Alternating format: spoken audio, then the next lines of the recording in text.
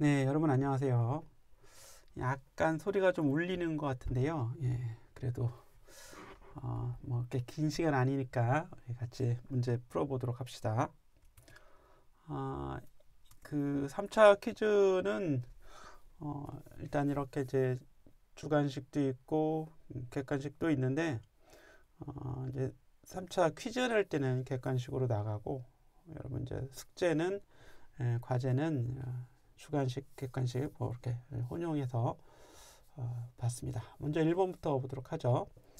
자, 두 개의 전하량이 두 개의 점전화가 있는데 하나는 Q1이고 다른 하나는 Q2의 부호가 반대고 두 배예요. Q1이 양전하인지 Q2가 양전하인지는 이거 자체만으로는 알 수가 없지만 어쨌든 두 개의 부호는 반대입니다. 그래서 Q1을 양전하라고 보고 Q2를 뭐 음전하라고 보고 뭐 이렇게 봐도 될 것 같습니다. 자, 두 개의 점전화가 거리 R만큼 떨어져 있을 때 작용하는 전기력의 크기가 F가 됩니다. 두 전하를 도선으로 연결하게 되면 이 전하가 연결되면 이 두 개의 점전하잖아요. 이게 점전하. 그러니까 이제 반반씩 갖게 되겠죠. L자 전하의 반반씩. 예. 그래서 처음에 가지고 있는 전하량은 하나가 이제 마이너스 Q고 아니 하나가 Q1이죠.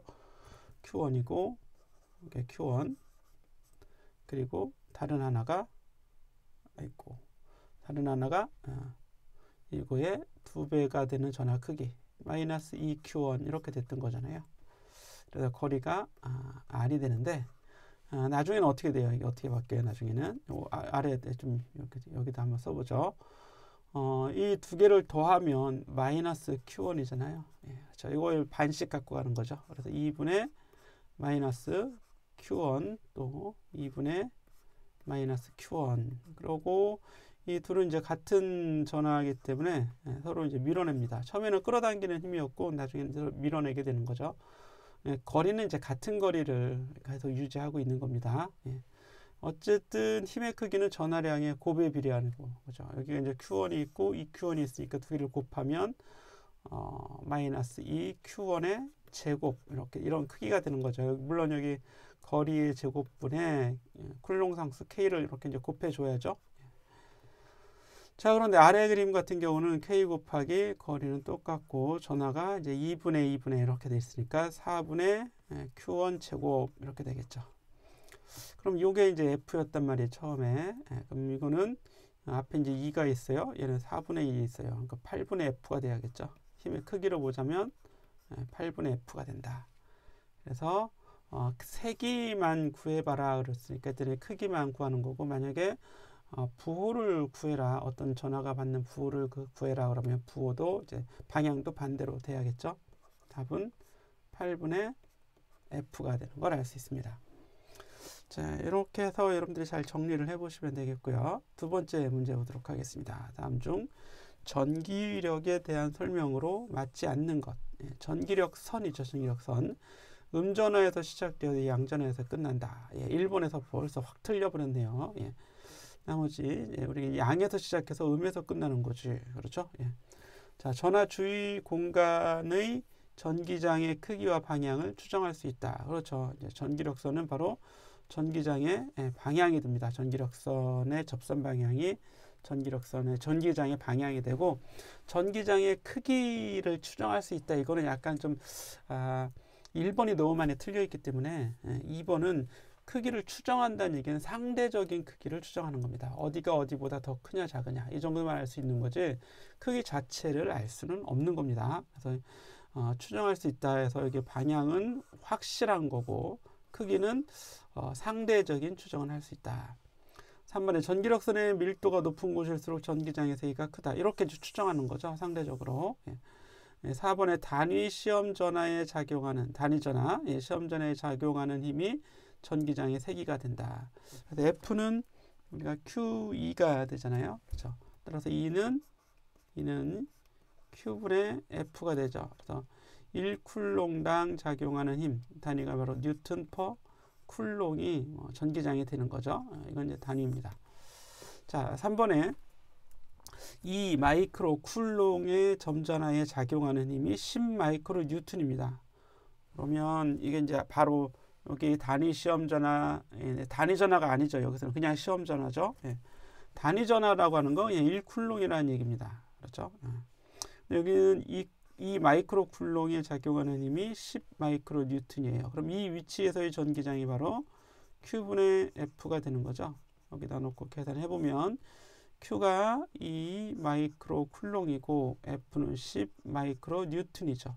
그럼 마이크로는 약분되고 10 나누기 5는 5가 되겠죠. 2는 5 뉴턴 퍼 쿨롱이 이 지점의 전기장이 되는 겁니다.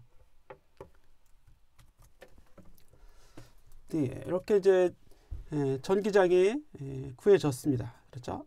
그 다음에는 동일한 위치에서 1 마이크로 쿨롱의 점 전하가 이번에는 있을 때 이 전하에 작용하는 힘의 크기. 그럼 다시 F는 QE가 되는데 지금 변하지 않는 건 E가 안 변하는 거잖아요. E는 그 주변에 있는 그 다른 전하들이 만드는 거고 이 지점의 전기장은 지금 5 뉴턴 쿨롱의 전기장이 공간의 특징이 되어 있는 겁니다. 거기에 이제 1 마이크로 쿨롱의 전하를 놓게 되면 이제 Q2가 돼서 여기 이제 이 Q가 1 마이크로 쿨롱이 되는 거죠. 그러면 이게 1이고 이게 5니까 곱하면 5 마이크로 단위 따라와야겠죠. 5 마이크로 뉴턴이 되는 거예요. 힘의 크기는 5 마이크로 뉴턴이 되겠고 전기장의 세기는 5 뉴턴 퍼 쿨롱이 되는 거죠. 예. 자, 4번으로 가보겠습니다. 이번에는 이제 에너지 또는 전기 포텐셜 전위에 관한 얘기입니다. 자, 어떤 점에 존재한 전하 Q와 전기 포텐셜 에너지 U 및 전기 포텐셜 V 사이의 관계시, 이 V라고 하는 게 뭐냐면 자, 어디 이제 전화가 이렇게 있어요. 그러면 이 전화만 있는 게 아니라 다른 전화가 있거나 또는 어떤 이제 전기장이 있겠죠. 그래서 전기장이 있다거나, 그죠? 이런 어떤 전기장 속에 있다거나 어떻게든 다른 전화와 또는 전기장과 영향을 주고받는 그런 Q일 거예요. 그럼 Q 말고 다른 무언가가 있다 이런 얘기예요. 그래서 이제 서로의 위치가 정의가 되는 거죠. 나로부터 얼만큼 떨어진 너, 뭐 이런 식으로. 그래서 그 배치를 변화시키려면 에너지가 필요합니다. 그 얘기는 그 배치 자체가 어떤 에너지적인 특징을 가지고 있다는 얘기예요. 그래서 그런 에너지를 전기력에 관련된 배치의 에너지, 이걸 U라고 하는 건데, 그 U를 그 Q로 나눠주면 그 전하가 있는 곳에 또는 그 전하와 다른 전하 사이에 이 배치입니다. 포텐셜이 배치인데 이 어떤 배치느냐? 1쿨롱의 전하가 받는 에너지. 그 다른 전하와 다른 외부와 상호작용을 하는 거잖아요. 상호작용. 그렇죠? 물론 힘을 가지고 상호작용 얘기를 할 수도 있지만 물리학에서는 이제 에너지를 가지고도 상호작용을 할 수 있는데 이 에너지가 지금 그렇게 위치하고 있는 상태의 어떤 에너지를 얘기하는 겁니다. 또는 이 에너지는 나중에 운동 에너지로 바뀔 수 있는 에너지예요. 예를 들면 땅에서 어떤 높이가 되는 곳에 공이 M이 있는데 이렇게 가만히 놓으면 막 아래로 내려가면서 속도가 빨라지죠. 운동 에너지로 변하게 되잖아요. 물론 그 운동 에너지를 만들어내는 힘은 여기서 이제 중력이 되죠. 중력. 마찬가지로 이 전하도 어떤 전하가 여기 있는데 이게 이제 힘을 받아서 그때는 뭐 전기력이겠죠. 전기력을 받아서 더 빨라질 수 있어요. 운동 에너지가 생겨났다는 건데 에너지 보존에 의하면 다른 에너지는 뭔가 줄어들어야 될 거 아니에요. 그래서 그 줄어드는 에너지가 바로 포텐셜 에너지가 되는 겁니다. 줄어드는 에너지가 포텐셜 에너지다. 자, 그래서 포텐셜 에너지, 그 포텐셜 에너지를 전하량으로 나눈, 즉 1쿨롱당 이 전기 포텐셜 에너지를 우리가 이제 볼트, V, 그래서 뭐 2줄 퍼 쿨롱이면 2볼트다. 이렇게 얘기를 하게 되는 거죠. 그래서 이 관계식을 얘기하면 V는 Q분의 U 이렇게 쓸 수 있고 또는 U는 Q, V 이렇게 쓸 수 있어요. 그래서 Q의 V를 더 많이 변화시키고 싶다. 그러면 Q 델타 V죠. Q의 V를 더 많이 변하고 시키고 싶다. 더 Q를 더 전위를 높여주거나 뭐 낮춰주는 거죠. 그러면 그만큼의 일을 해주던가 또는 에너지가 줄어들던가 이렇게 되는 거겠죠. 자, 5번 문제로 가보겠습니다. 넓이가 A인 금속판 두 장이 거리 D만큼 떨어져 있습니다. 이 두 평행판 축전기의 전기 용량을 구하라. 이건 기본 공식이죠. 전기 용량 C는 입실론 D분의 A가 되죠. 그런데 이제 유전율이 입실론 제로면 여기 제로를 써주면 되겠고, 여기는 별다른 얘기가 없으면 그냥 공간이란 얘기죠. 공간, 진공이거나 공기 중이거나.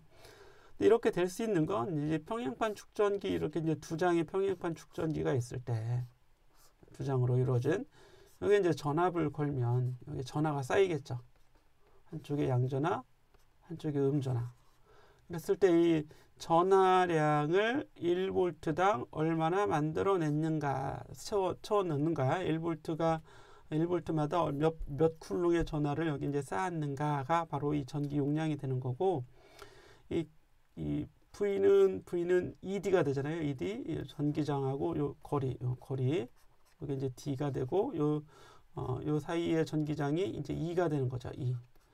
그리고 Q는 입실론, Q는 여기 전하량인데, 전하량은 전하 밀도 곱하기, 이제 면 전하 밀도 곱하기 넓이, 이렇게 써도 돼요.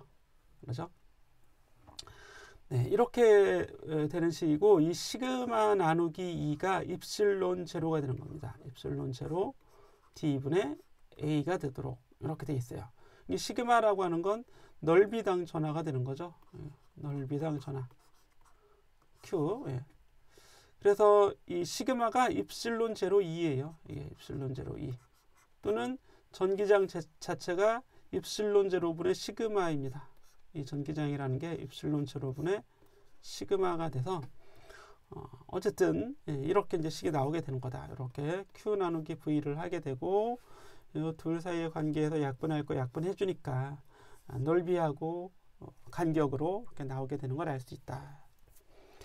자, 공식처럼 많이 이제 알고 외워두는 거죠. 6번으로 가보겠습니다.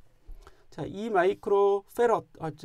지난번에는 이 C 쿨롱이라고 했는데, 축전기의 전기 용량은 페럿이죠. 페럿. 예, 2 마이크로 페럿의 축전기에 5볼트의 직류 전압이 가해진다. 축전기에 충전된 전하량 Q를 구하는 거네요. 예. Q는 C V가 되겠죠. 예. C는 2 마이크로 페럿. 그래서 이제 단위를 페럿이라고 써줘야 되고, 5볼트 해줬으니까 5, 20 되죠. 10의 마이너스 5제곱 페럿 볼트, 바로 쿨롱이겠죠. 쿨롱. 이렇게 구할 수 있습니다. 또는 10 마이크로 쿨롱. 여기 이게 이제 마이크로니까 5, 20 그죠? 5, 20.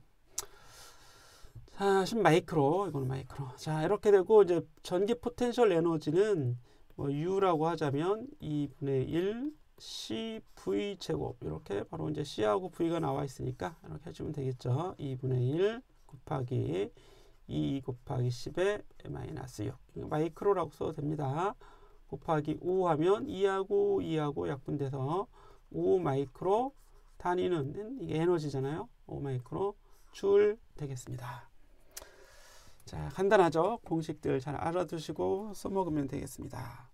자, 도선의 1분 동안에 1.6 쿨롱의 전하가 흘렀어요. 이에 해당하는 전류는 흘러가는 전류란 얘기죠.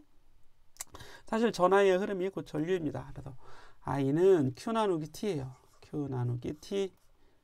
Q가 1.6 쿨롱, 시간은 60초. 그래서 쿨롱 퍼 세크가 암페어입니다.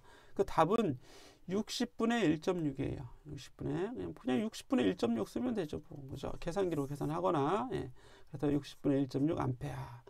왜 정수가 안 나옵니까? 정수가 꼭 나오라는 이유가 있나요? 그런 건 없죠. 예. 뭐 사로 낙분해도 되고, 뭐 어쩔 수 그냥 계산기로 계산해도 되고. 자, 이 시간 동안 흘러간 전자의 개수. 자, 전하량이 얼마나 흘렀대요? 1.6 쿨롱이 흘렀다고 합니다. 그러면 시간이 얼마든 간에 흘러간 걸 몇 개에 흘러갔냐라고 물어보는 거죠. 그래서 개수는 흘러간 전체의 양이 1.6 쿨롱. 한 개의 양이 얼마예요? 한 개의 전하량이 1.6 곱하기 10의 마이너스 19승 쿨롱. 주어져 있습니다. 기본 전하량이. 그러니까 1.6, 1.6 약분되고 쿨롱 약분돼서 그냥 10의 19승계 이렇게 나오겠죠? 10의 19승계. 자, 어렵지 않고 그런데 여러분들이 이제 문제를 풀어보지 않으면 제가 항상 얘기하죠. 이건 어렵지 않습니다. 왜 어렵지 않아요? 그냥 공식만 아는 거니까, 공식. 그리고 기본적인 양은, 기본적인 관계는 사실 우리가 다 알고 있어요. 탱크 안에 뭘 집어넣을 거야? 얼마나 집어넣을 거야? 내가 큰 힘을 집어넣을 거야. 그러면 이 공기 탱크 안에 공기는 많이 들어오는 거죠. 너무나 잘 알고 있습니다. 그럼 이제 공기가 얼마냐? 얼마나 많이 들어있냐? 어떻게 얘기해요? 그냥 부피로 얘기할 수도 있고요. 그렇죠. 아니면 이 안에 들어있는 공기의 분자의 수로 얘기할 수도 있는데 친숙하지 않죠? 그러니까 이제 어려워지는 건데. 부피도 사실은 우리가 알기 전에는 친숙하지 않은 거였지만 이제 알고 있잖아요. 그래서 쉬운 걸 뿐입니다. 그래서 공식이라고 하는 건 관계식이기도 하지만 어떤 단위나 이런 것까지 다 이제 포함이 되어 있는 겁니다. 연습을 하면 알 수 있다. 그리고 그게 난이도가 그렇게 높은 건 아니라는 얘기입니다. 자, 우리 이제 다음 페이지로 가보면 8번에 원통형 저항기 양단에 그냥 저항이라는 얘기입니다. 저항에 10V로 유지할 때 10V 가했다는 얘기예요. 그렇죠? 이 마이크로 쿨롱의 암페어에 전류가 흐른다. R은 얼마냐? R은 I분의 V 2 마이크로 암페어 분의 10V 2분의 10 하면 얼마죠? 5 곱하기 요거 100만이죠? 메가 옴입니다. 오메가 옴. 그렇죠? 또는 5 곱하기 10에 그냥 6승 해주면 되겠죠. 네, 이렇게 넘어가시면 되고 아주 기초적인 문제고요. 9번에 보시면 아래 회로에서 전원에서 본 등가 저항, 물리책에는 이렇게 잘 안 나오는데 아마 회로 공부하시는 분들을 위해서 아주 간단하게 6, 3은 병렬 연결하면 더하기 분의 곱하기 6 더하기 3분의 6, 3, 18은 2 또는 어떻게 구해요? R분의 1은 6분의 1 더하기 3분의 1 더해보니까 6분의 3이죠? 2분의 1이네요. 그러니까 뒤집어서 R을 구하면 2가 나오겠죠. 그래서 이거 전체는 이제 2가 됩니다. 2옴. 그럼 여기 길이 하나 만들어지는데 길이 한 길밖에 없는 거지. 이렇게 가서 이거는 이제 하나가 되는 거죠. 요거는 이제 하나가 되는 겁니다. 그래서 4가 있고 여기 2가 있는 거죠. 이렇게. 누구한테? 12V한테. 12V가 보기에 4하고 2가 있네요. 더하면 얼마예요? 6이죠. 6. 그럼 12V가 보기에 6옴이 있는 거나 마찬가지 회로다. 그래서 I는 R분의 6분의 V 12A가 어디를 흘러요? 여기 흐르는 거죠. 이렇게. 즉 배터리를 지나가서 4를 지나가서 여기가 이제 2A가 오는데 길이 어떻게 두 갈래로 갈라집니다. 오른쪽 길 내려가는 길. 그런데 이쪽으로 오면 저항이 6, 6옴이고 이쪽으로 가면 저항이 3옴입니다. 그럼 여기 얘는 I1, 얘는 I2 이렇게 나눠 봅시다. 그런데 이 점과 이 점은 어떤 길을 가더라도 이 두 점을 지나는 전압은 동일합니다. 전압은 I1, 3 오른쪽을 가면 IR 그죠? IR 왼쪽 아래로 내려가면 I2 R 그죠? 오른쪽으로 가면 3옴을 I1이 지나는 거고 내려가면 왼쪽으로 가면 6옴을 I2가 지나는 거니까 전압이 같아야 된다 이런 얘기죠. 3I1은 6I2 그러면 I1은 2I2네요. 2I2 그리고 차 더하면 I1 더하기 I2는 얼마예요? I1이 2I2 얘가 I2니까 3I2가 되는 거지. 3I2가 얼마예요? 전체 전류죠? 전체 전류가 지금 얼마인가요? 2A가 2A 맞아요? 따라서 I2는 3분의 2A가 되는 거죠. 거꾸로 한번 볼까요? 여기 보시면 여기로 가는 게 3분의 2A예요. 그러면 둘을 곱하면 얼마예요? 그렇죠. 2는 4V죠. 4V. 그럼 여기도 4V여야죠. 그러면 여기는 3분의 3 곱하기 3분의 4겠죠. 3분의 4. 여기를 흐르는 전류는 3분의 4A. 저항이 크니까 2배 크죠. 3보다 6은 2배 커요. 따라서 전류는 반만 흘러야 돼. 네, 반만 흘러야 돼. 2배 흘러야 돼. 그러면 애초부터 여기는 I2, 여기는 2배니까 2I2 이렇게 생각해도 되는 거죠. 본래 이제 그렇게 접근했던 겁니다. 됐습니다. 전체 등가 저항은 어쨌든 6옴이라고 하는 거. 예. 그리고 각각의 저항이 흐르는 전류도 이런 식으로 계산을 할 수도 있다. 자, 빠르면 다시 여러분들이 책을 찾아보시면, 강의를 찾아보시면 됩니다. 위 회로에서 3옴에 흐르는 전류 구해봤죠? 여기 흐르는 전류 3분의 4A. 자, 또한 이 저항이 소비하는 전력, 전력을 구하라 그러면 I 제곱 R, 그죠? IV, 그죠? R분의 V 제곱, 이게 다 동일합니다. 그런데 저항 있죠? 전류 있으니까 두 개를 이렇게 I 제곱 R 해주면 되겠죠. 3, 3은 9, 4, 4, 16. 3분의 4를 제곱했죠. 곱하기 R, 3. 따라서 이거는 3분의 16W가 되는 거죠. 16W 구해볼 수 있습니다. 11번 키르이호프의 법칙에서 키르이호프의 고리 규칙을 적용한 식을 쓰시오. 어디에? 아래쪽 고리에. 여기 고리가 이런 고리도 있고 이런 고리도 있어요. 자, 고리에 대한 키르이호프의 고리 규칙을 쓰려면 고리의 방향을 설정을 해줘야겠죠. 자, 이렇게 해서 이렇게인데 우리 시작점 끝점도 한번 설명을 해보죠. 자, C를 시작한다. C에서 시작한데 위의 고리가 아니라 아래 고리 쓸 거야. 아래 고리. 아래 고리는 내려가서 시계 방향 돌아서 다시 C까지 오면 되겠네요. 예, 이런 거 사면 되겠죠. 그러면 C에서 D를 가는 거고 C에서 D를 가는 과정에는 아무것도 없으니까 그 다음에 이제 D에서 A를 가는데 그럼 2옴을 지나가게 되죠. 2옴. 2옴을 지나는 전류는 이렇게 I3입니다. 지금 이미 설정이 돼 있어요. 전류가 오른쪽에 보면 여기 내려가는 전류가 I3라고 했으니까 여기 왼쪽으로 가는 그 전류가 그 전류죠. I3가 됩니다. 그러면 I3가 2를 지나면 IR 해서 IR 2I3 2I3만큼 전압이 뒤에서 A로 오면서 전압이 떨어지죠. 그러면 마이너스 2I3 전압이 떨어졌으니까 자, 그 다음에 A에서 B를 갑니다. 아무것도 없죠? 그냥 전위가 변하지 않고 갈 거예요. 그럼 B에서 이쪽 오른쪽으로 가야겠죠. 그런데 10V의 배터리를 지나는데 여기 마이너스에서 플러스로 올라가겠네요. 전위가. 그죠? 오르막길 가는 겁니다. 근데 배터리가 올려주는 거지. 내가 올라갈 수는 없고 배터리가 올려주는 겁니다. 그러니까 더하기 얼마큼 올려줘요? 그럼 전위에 대한 식을 쓰고 있으니까 10V 올려줍니다. 그런데 이 6옴을 또 저항이 또 지나죠. 그럼 저항이 지나는데 이때 지날 때 I1이 6을 지나는 거죠. 고리를 지나가는 방향대로 전류가 지나가니까 어때요? 전압이 높은 데서 낮은 곳으로 떨어지겠죠. 전류가 저항을 지나면 전위가 떨어집니다. 에너지를 써버리니까. 예. 그래서 우리 아까 다 지워버렸네요. 이 I3 떨어졌고 그 다음에 10V 올라가고 다시 6I1 떨어지죠. 떨어지는 전위는 마이너스 떨어지는 전압. 예. 그래서 원래의 위치로 돌아왔잖아요. 그러면 전체 더하기는 제로가 된다. 이게 이 식을 쓰는 겁니다. 아시겠죠? 자, 우리 이제 수업 시간에도 한번 비슷한 거 풀어봤는데 위에 있는 고리도 한번 볼까요? 위에 있는 고리.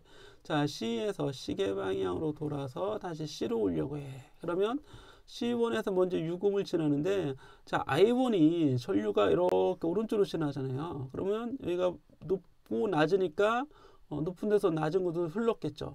그런데 지금 이 고리가 이 고리는 어떻게 가요? 이렇게 왼쪽으로 가는 거잖아요. 왼쪽으로 가면 전위가 오히려 상승해야겠죠. 그래서 6 I1 I1 그리고 10V를 또 이렇게 플러스에서 마이너스로 가니까 또 떨어지겠죠. 마이너스 10. 그래서 오히려 여기서 올라가고 방향 바뀌니까 부가 다 바뀌네요. 그렇죠. 그리고 이제 위로 올라가 봅니다. B에서 2로 가는데 그럼 여기 전류가 얼마인지 알아요? 예, 모른다가 아니라 여기 I2잖아요. I2. 그럼 6을 지나는 전류가 여기도 지나고 다 지나서 I2인 거겠죠. 그래서 I2가 지나가죠. I2가 지나가는데 고리의 방향대로 자, 전류가 지나간다는 얘기는 여기는 플러스 여기가 이제 낮아진다는 얘기겠죠. 그러니까 전위가 떨어지네요. 예. 얼만큼 떨어져요? 네, 4I2만큼 떨어집니다. 4I2 IR 그죠? 4I2 자, 그리고 2에서 이제 F로 갑니다. 2에서 F로 갈 때는 14V 어떻게 돼요? 떨어지죠. 그럼 마이너스 14. 오히려 위쪽 고리를 문제를 냈고 그랬나 봐요. 자, F에서 C까지는 다시 오는데 아무것도 없습니다. 전선만 있으니까 전위는 변하지 않습니다. 원래 상태로 돌아오면 한 바퀴 돌아서 이건 이제 일주라고 합니다. 일주 했을 때의 전위차의 합이 0이 되는 게 키르호프의 고리 규칙입니다.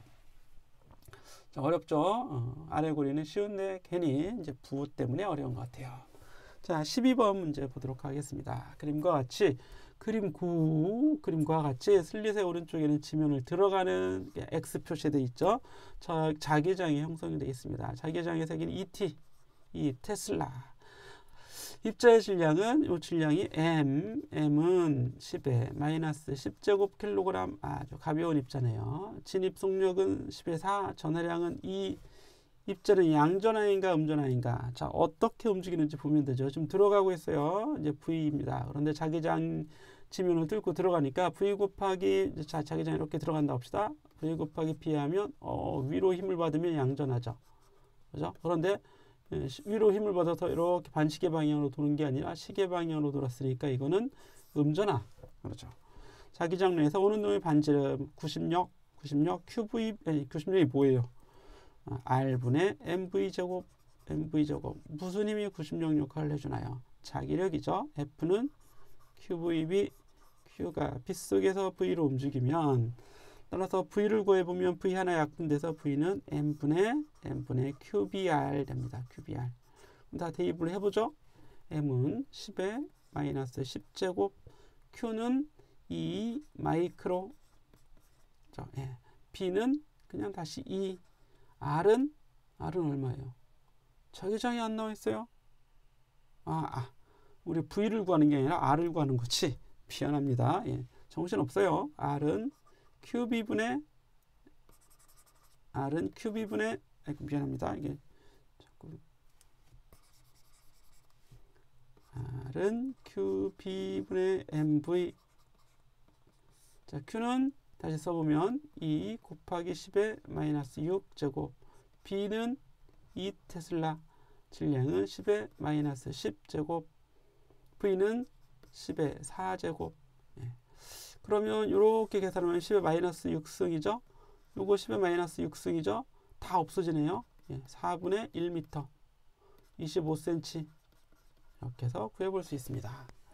자, 13번. 다음 중 전류가 흐르는 긴 직선 도선으로부터, 자, 긴 직선 도선의 전류 I가 흐르면 오른손 엄지손가락의 전류의 방향대로 엄지손가락 불끈 해주고 4개의 손가락으로 감아주면 이렇게 손가락 감아주겠죠. 이렇게. 그죠? 그림이 잘 그려지나요? 예, 이렇게 감아줍니다. 예.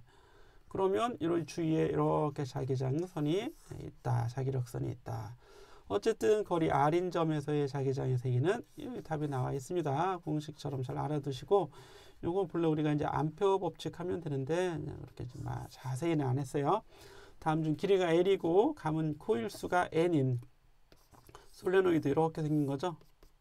몇 번 가면서? 예, 전체 N번. 어떤 길이에? 대문자 L 길이에. 그러면 감은 밀도는 L분의 N. 이걸 소문자 N 이렇게 쓰기도 하죠. 뮤제로 L분의 NI 또는 뮤제로 소문자 NI. 예, 쓰문자래, 쓰문자. 예. 자, 자기장의 세기 구하는 시, 예, 아주 중요합니다. 이 안에는 이제, 자, 이렇게 한번 다시 보도록 하죠. 이렇게 코일이, 예를 들어서 이렇게 감겨 있다고 하죠. 이렇게 나와서, 이렇게 좀 너무 꼬았나요? 이렇게 감겨져 있어요. 그럼 전류가 이렇게 흐르면 위로 가서 저쪽으로 아래로 다시 나오는 게, 이쪽 아래로 나오는 거지. 그러니까 오른손으로 감아주면 4개의 손가락으로 다 감아주세요. 4개의 손가락 감아주면 엄지손가락 왼쪽을 딱 향하겠지. 바로 이쪽이 N극 자석이 된다 이런 얘기예요. N극 자석. N에서 자기장이 나오죠. 나오고 나와서 어디로 들어가요? S극으로 들어갑니다. 그럼 이 안에는 계속 있는 거지, 자기장이. 이 안에 있는 자기장이 중요한 겁니다. 그게 뮤제로 NI가 되는 겁니다.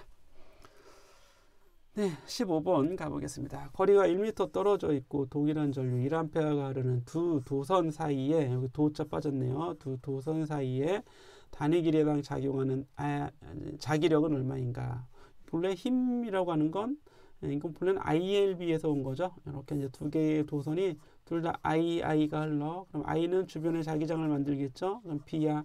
그럼 이 I는 B 속에 들어있는 거죠. 길이가 L이라면 ILB의 힘을 받겠죠. F는 BIL, ILB, 빌빌, 그죠? 빌빌거리지 말고 힘을 내요. 빌빌거리지 말고 힘을 내요. BIL 그렇게 됐대요. 예. 자, 진짜인지. 자, 자기장 볼까요? 그러니까 이 ILB가 되는데 이 B 자체가 얼마예요? B 자체가 여기 있죠. 2파이 R분의 뮤제로 I. 2파이 두 도선 사이의 거리 2파이 D분의 뮤제로 I. 그러니까 여기 대입하면 BIL은 2파이 D분의 뮤제로 I 곱하기 I.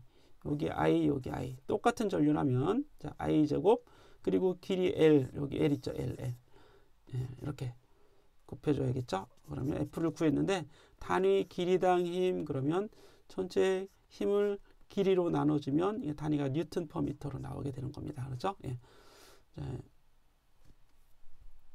자, 뭐 이게 뉴턴 퍼 미터니까 뭐 용수철 상수냐 그런 건 아닙니다. 그렇죠? 예.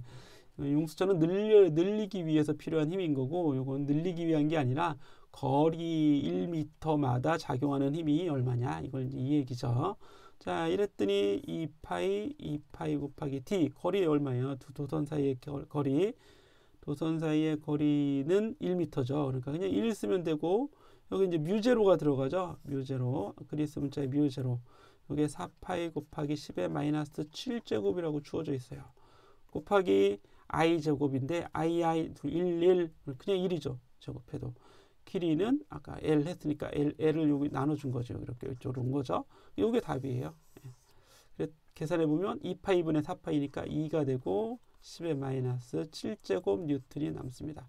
1m당 작용하는 힘이 1m의 길이. 도선에 이거 1m 길이당. 2m는 이거 이제 2배의 힘을 들고 3m는 도선이 길면 길수록 그만큼 길이가 이제 힘이 커지는 거겠죠. 자, 이제 속도 선택기를 보도록 하겠습니다. 속도 선택기는 자, 전화가 이렇게 지나가는데 보세요.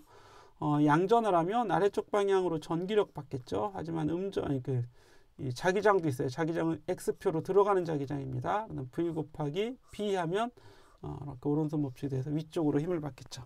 그래서 위로 받는 힘은 이 안에서 위로 받는 힘은 QVB죠. 아래로 받는 힘은 QE가 됩니다. 이 힘이 같아요. 그러면 QVB가 QE가 되는 거니까 V는 B분의 E다. 이렇게 이제 우리가 이제 구하려고 하는 식인데 물론 이제 단위가 주어지면 다 우리 국제 단위기를 써줘야겠죠. 자, 100회 감겨 있고 L은 100입니다. 고리의 넓이가 0.2m의 제곱 A라고 할까요? 예, 수직으로 지나는 자기장이 1초 동안에 0에서 0.5 테슬라까지 균일하게 증가합니다. 기전력 유도되는 기전력 E는 마이너스 n 델타 파이 나누기 델타 t 델타 파이 b 나누기 델타 t n이 몇 개? 100번 곱하기 파이는 b 곱하기 a예요. 원래 그죠? 파이는 b 곱하기 a인데 지금 면적은 그대로지만 자기장이 변한다고 했습니다. 그래서 면적 a는 그대로 db dt 보시면 되겠죠. A는 요거 A가 그대로 오면 되는 거죠. 0.1을 써주면 되고 dB dt 또는 델타 B 나누기 델타 T 요 값은 1초 만에 0.5입니다. 0.5 나누기 1이죠. 1테슬라 그죠? 0.5 테슬라 나누기 1이니까 0.5 테슬라네. 0.5 테슬라. 그럼 100 곱하기 이 0.2 곱하기 너무 쉬운 거 아니에요? dB dt가 0.5 곱하기 0.2는 얼마예요? 0.1입니다. 0.1. 100 곱하기 0.1을 하시면, 예. 그 10인가요? 예. 맞아요. 예. 20 곱하기 0.5니까 10이죠, 10. 10V. 쉽게 나오네요. 자, 길이 0.5m인 직선 도체가, 이 문제 내가 아닌 거니까 이렇게 쉬운 건가요? 0.5m인 직선 도체가 0.02 테슬라의 자기장을 10m/s의 속력으로 끌으면서 운동하는 도체. 유도 기전력은 BLV, 그죠? BLV. 자기장이 0.02, 자기력은 얼마예요? 뭘로 적었어요? B가 0.02, 길이가 0.5m, L이죠, L. 0.5m 곱하기 V는 10m. 계산해 볼까요? 5 곱하기 0.5 곱하기 10은 5죠, 5 곱하기 0.02는 1이죠, 1. 1인가요? 0.1이죠, 0.1. 0.02가 5개 있으니까 0.1V. 이런 전압이 도체의 유기가 된다. 자, 축전기와 유도기의 리액턴스식 XC 축전기, 유도기의 리액턴스 XL, XC는 그렇죠, 오메가 C 분의 1, XL은 오메가 L이라고 했습니다. 자, 이걸 구하는 방법은 전류의 최대값 분의 전압의 최대값 이런 식으로 이제 구해주면 그게 X죠, X 저항 대신에 X. 근데 X라고 쓰는 건 여기 이제 XC죠. XC는 오메가가 크면 작아집니다. 그렇죠? 주파수가 크면 저항의 효과는 줄어들게 되는 거죠. 리액턴스가 줄어들고. 그런데 여기 인덕터는 어때요? 유도기는 오메가가 증가하면 XL도 같이 커지는 거죠. 그래서 주파수가 커지면 임피던스나 뭐 여기서 리액턴스죠. 리액턴스 같이 커지게 된다. 자, 20번 아래 그림에서 진공에서 매질 속으로 빛이 진행하는 경로가 보이는데 여기가 공기인가 봐요. 그렇죠? 예.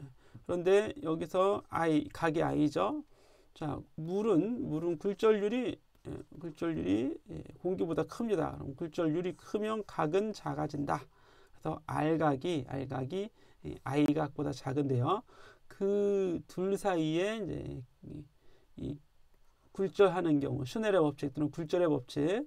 자, 위에 있는 매질의 굴절률 N1, 아래에 있는 매질의 굴절률 N2. 그러면 위에 있는 매질의 굴절률 곱하기 사인 입사각. 자, 아래에 있는 매질의 굴절률 곱하기 사인 굴절각. 그렇죠? 그래서 여기 세타가 아니라 지금 IR로 주어져 있는 거죠. 사인 I 각을 표시하는 겁니다. 여기서는 사인 R 이렇게 이제 표시가 되는 거고, 따라서 R의 매질의 굴절률은 여기 N2 있네. N2를 구해보면 N2는 N1 곱하기 또는 사인 R분의 사인 I 곱하기 여기가 I죠. 사인 I 곱하기 뭐예요? N1이죠. N1 이렇게 써주면 되겠죠. 예. 이게 답인데 N1은 뭐 1이라고 둬도 되고 공기가 되면 각이 어떤 게 더 커요? I가 더 큽니다. 그래서 따라서 이거는 1보다 이제 커지게 되겠죠. N2는 1보다 크다. 이렇게 이제 표현할까요? 예. 이런 식으로 해서 우리 이제 굴절까지 살펴본 이런 관계였습니다. 자, 이 정도까지만 해서 이제 우리 퀴즈는 좀 여러분들이 좀 쉽게 이렇게 보시기 바라고, 물론 이제 공부를 하신 분들은 쉽겠고 그렇지 않은 분은 당연히 어렵죠. 이걸 가지고 내가 공부를 안 해서 어려운 걸 모르고 내가 강의를 잘못 들어서 아니면 내가 책이 물리라는 게 너무 어려워서 너무 어렵지 않습니다. 그렇죠? F는 MA 정도 뭐 이 정도 나오는 거고, 그러니까 V는 IR 잘 알고 계시잖아요. 자꾸 하면 늘어나게 되는 거고, 그렇지 않으면 또 퇴보하는 거고 그렇습니다. 우리 머리라고 하는 것도 뭐 이렇게 맨날 창창한 건 아니니까 자꾸 써주고 자극을 해야지만 머리도 계속 잘 돌아가게 됩니다. 자, 퀴즈들 잘 보시고 이제 기말고사도 얼마 남지 않았습니다. 잘 마무리하시기 바랍니다. 여기서 마치겠습니다.